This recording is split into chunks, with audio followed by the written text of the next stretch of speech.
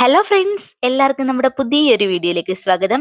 ഇന്ന് നമുക്ക് തദ്ദേശ സ്വയംഭരണ സ്ഥാപനത്തിന്റെ അധികാര പരിധിയിൽ വരുന്ന ഓഡിറ്റോറിയം, കമ്മ്യൂണിറ്റി ഹാൾ, ഗ്രൗണ്ട് തുടങ്ങിയവ എങ്ങനെയാണ് ഓൺലൈനായിട്ട് ബുക്ക് ചെയ്യുന്നതെന്ന് പരിശോധിക്കാം. അപ്പോൾ അതിനായിട്ട് ആദ്യം തന്നെ നമ്മുടെ ഫോണിലെ ഗൂഗിൾ ക്രോം നമ്മൾ ഓപ്പൺ ചെയ്യാം. ഇതിൽ നമ്മൾ കെ സ്മാർട്ട് എന്ന് ടൈപ്പ് ചെയ്യാം കേട്ടോ. K smart, okay. ഫസ്റ്റ് വരുന്ന വെബ്സൈറ്റ് വേണം നമ്മൾ സെലക്ട് ചെയ്യാൻ. അപ്പോൾ നമുക്ക് ഇങ്ങനെ ഒരു വിൻഡോ ആയിരിക്കും കേട്ടോ കാണാൻ സാധിക്കുന്നേ. അപ്പോൾ നമ്മൾ കെ സ്മാർട്ടുമായിട്ട് ബന്ധപ്പെട്ടിട്ടുള്ള എല്ലാ വീഡിയോസിലും പറയാറുണ്ട്, കെ സ്മാർട്ടിൽ ആപ്ലിക്കേഷൻ അയക്കണം എന്നുണ്ടെങ്കിൽ നമ്മൾ രജിസ്റ്റർ ചെയ്യേണ്ടത് അത്യാവശ്യമാണ് കേട്ടോ. അപ്പോൾ രജിസ്റ്റർ ചെയ്യാത്ത ആരെങ്കിലും ഉണ്ടെങ്കിൽ രജിസ്റ്റർ ചെയ്യുക. നമ്മളിവിടെ രജിസ്റ്റർ ചെയ്തിട്ടുണ്ട്, അതുകൊണ്ട് നമുക്ക് ഡയറക്റ്റ് ലോഗിൻ ചെയ്യാം.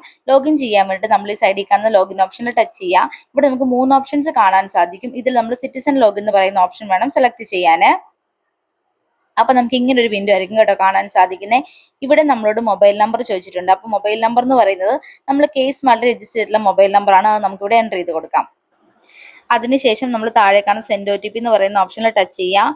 അപ്പൊ നമ്മൾ രജിസ്റ്റർ ചെയ്തിട്ടുള്ള മൊബൈൽ നമ്പറിലേക്ക് ഒരു OTP പോയിട്ടുണ്ടാവും. OTP നമ്മളിവിടെ എൻ്റർ ചെയ്ത് കൊടുക്കാം കേട്ടോ.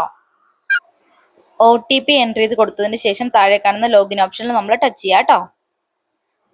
നമ്മുടെ അക്കൗണ്ട് ലോഗിൻ ആയിട്ടുണ്ട്. ഇനി നമുക്ക് തദ്ദേശ സ്വയംഭരണ സ്ഥാപനത്തിന്റെ പരിധിയിൽ വരുന്ന ടൗൺ ഹാള്, അതുപോലെ തന്നെ കോൺഫറൻസ് ഹാളൊക്കെ ബുക്ക് ചെയ്യാൻ വേണ്ടിയിട്ട് ഇവിടെ കാണുന്ന ന്യൂ ആപ്ലിക്കേഷൻ എന്ന് പറയുന്ന ഓപ്ഷൻ നമ്മൾ സെലക്ട് ചെയ്യാം. അപ്പോൾ ഇവിടെ നമുക്ക് ഒരുപാട് ഓപ്ഷൻസ് കാണാൻ സാധിക്കും. അതിൽ ഏറ്റവും താഴെയായിട്ട് അതേഴ്സ് എന്ന് പറയുന്ന ഒരു ഓപ്ഷൻ നമുക്ക് കാണാം. ആ ഓപ്ഷൻ നമ്മൾ സെലക്ട് ചെയ്യാം കേട്ടോ. അപ്പോൾ നമുക്കിവിടെ ഒരുപാട് കാർഡ്സ് കാണാൻ സാധിക്കും. ഇതിൽ നിന്നും നമ്മൾ rent, lease and other receipt എന്ന് പറയുന്ന കാർഡ് വേണം സെലക്ട് ചെയ്യാനായിട്ട്. അതിനായിട്ട് rent, lease and other receipt എന്ന് പറയുന്ന കാർഡിന്റെ സെന്ററിലുള്ള പ്ലസ് ബട്ടണിൽ നമ്മൾ ടച്ച് ചെയ്യുക. അപ്പൊ നമുക്ക് ഇതിൽ ഒരുപാട് ഓപ്ഷൻസ് കാണാൻ സാധിക്കും.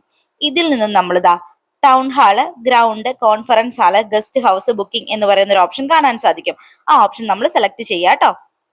തുടർന്ന് വരുന്ന വിൻഡോയിൽ നമ്മൾ ആദ്യം ആഡ് ചെയ്ത് കൊടുക്കേണ്ടത് സബ്മിറ്റിംഗ് ടു എന്ന് പറയുന്ന ഭാഗമാണ്. ഇവിടെ നമ്മൾ ഏത് തദ്ദേശ സ്വയംഭരണ സ്ഥാപനത്തിന്റെ അധികാര പരിധിയിൽ വരുന്ന ഹാളാണോ ബുക്ക് ചെയ്യാൻ ഉദ്ദേശിക്കുന്നത്, ആ തദ്ദേശ സ്വയംഭരണ സ്ഥാപനത്തിന്റെ ഡീറ്റെയിൽസ് ആയിരിക്കണം ആഡ് ചെയ്ത് കൊടുക്കേണ്ടത്.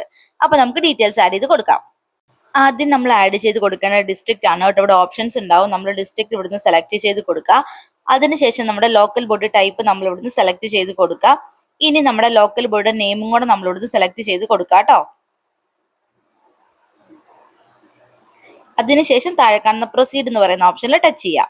ഇനി അടുത്തതായിട്ട് നമ്മൾ ആഡ് ചെയ്ത് കൊടുക്കേണ്ടത് ആപ്ലിക്കൻ ഡീറ്റെയിൽസ് ആണ്. നമ്മൾ നമ്മുടെ ലോഗിനിൽ നിന്നും മറ്റൊരാൾക്ക് വേണ്ടിയിട്ടാണ് ആപ്ലിക്കേഷൻ അയക്കണമെന്നുണ്ടെങ്കിൽ മുകളിൽ കാണുന്ന അപ്ലൈഡ് ഫോർ അതേഴ്സ് എന്ന് പറയുന്ന ഭാഗത്ത് ടച്ച് ചെയ്തിട്ട് ആർക്ക് വേണ്ടിയിട്ടാണോ നമ്മൾ ആപ്ലിക്കേഷൻ അയക്കുന്നത് അവരുടെ ഡീറ്റെയിൽസ് താഴത്തേക്ക് ആഡ് ചെയ്ത് കൊടുക്കുക. അതല്ല, നമ്മൾ നമുക്ക് വേണ്ടി തന്നെയാണ് ആപ്ലിക്കേഷൻ അയക്കണമെന്നുണ്ടെങ്കിൽ ഇവിടെ നമ്മുടെ ലോഗിനിൽ നിന്നും ഓൾറെഡി നമ്മുടെ കുറച്ച് ഡീറ്റെയിൽസ് ഫെച്ച് ചെയ്തെടുത്തിട്ടുണ്ടാവും. എന്തൊക്കെ ഡീറ്റെയിൽസ് ആണോ മിസ് ആയിട്ടുള്ളത് ആ ഡീറ്റെയിൽസ് മാത്രം നമ്മൾ ആഡ് ചെയ്ത് കൊടുത്താൽ മതിയാവും കേട്ടോ. അപ്പൊ നമുക്ക് ഡീറ്റെയിൽസ് ആഡ് ചെയ്ത് കൊടുക്കാം. ഡീറ്റെയിൽസ് നമ്മൾ ആഡ് ചെയ്ത് കൊടുത്തതിന് ശേഷം താഴെ കാണുന്ന പ്രൊസീഡ് എന്ന് പറയുന്ന ഓപ്ഷനിൽ ടച്ച് ചെയ്യുക.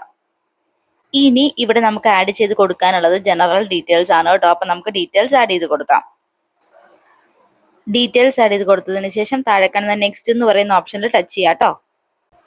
ഇവിടെ നമ്മൾ ആഡ് ചെയ്ത് കൊടുക്കേണ്ടത് ജനറൽ ഇൻഫർമേഷൻ ആണ്. ഇവിടെ നമ്മൾ ബുക്ക് ചെയ്യാൻ ഉദ്ദേശിക്കുന്ന ഡേറ്റ്, ഫ്രം ഡേറ്റും ടു ഡേറ്റും നമ്മൾ കലണ്ടർ നോക്കി രേഖപ്പെടുത്തി കൊടുക്കുക കേട്ടോ.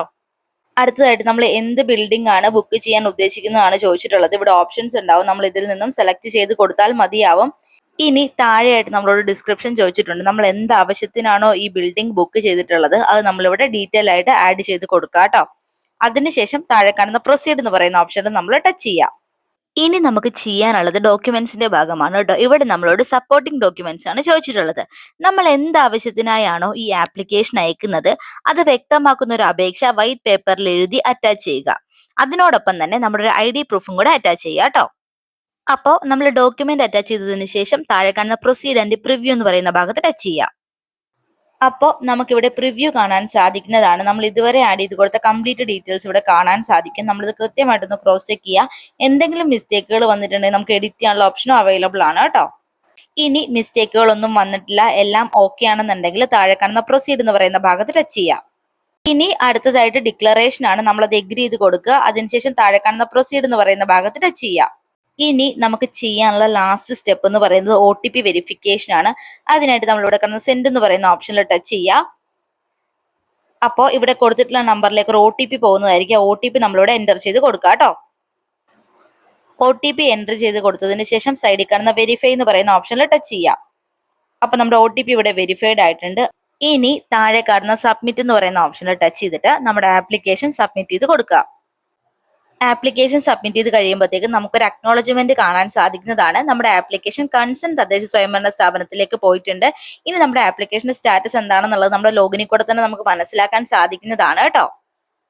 തദ്ദേശ സ്വയംഭരണ സ്ഥാപനത്തിൽ നമ്മുടെ ആപ്ലിക്കേഷൻ പ്രോസസ് ആയതിനു ശേഷം നമ്മൾ അടവാക്കേണ്ട തുക സംബന്ധിച്ച വിവരങ്ങൾ ആപ്ലിക്കേഷൻ മുഖാന്തരമോ ഫോൺ മുഖാന്തരമോ നമ്മളെ അറിയിക്കുന്നതാണ്. ഈ തുക നമുക്ക് ഓൺലൈനായോ അതുപോലെ തന്നെ തദ്ദേശ സ്വയംഭരണ സ്ഥാപനത്തിൽ നേരിട്ടോ അടയ്ക്കാവുന്നതാണ്. ഇനി അന്നേ ദിവസം മറ്റ് ബുക്കിംഗ് എന്തെങ്കിലും ഉണ്ടെങ്കിൽ നമ്മുടെ ആപ്ലിക്കേഷൻ റിജക്റ്റ് ആവുന്നതും അറിയിപ്പ് നമുക്ക് ലഭിക്കുന്നതുമാണ്. അപ്പോൾ ഇത്രേ ഉള്ളൂ നമ്മുടെ വീഡിയോ. നിങ്ങൾക്ക് എല്ലാവർക്കും നമ്മുടെ ഈ വീഡിയോ ഉപകാരപ്രദമായി എന്ന് വിശ്വസിക്കുന്നു. വീഡിയോ ഇഷ്ടപ്പെട്ടെങ്കിൽ ഒന്ന് ലൈക്ക് ചെയ്ത് സപ്പോർട്ട് ചെയ്തേക്കണേ. ഇനിയും ഇതുപോലെ ഉപകാരപ്രദമായ വീഡിയോസ് ആയിട്ട് നമ്മൾ വരുന്നതായിരിക്കും. Thank you for watching.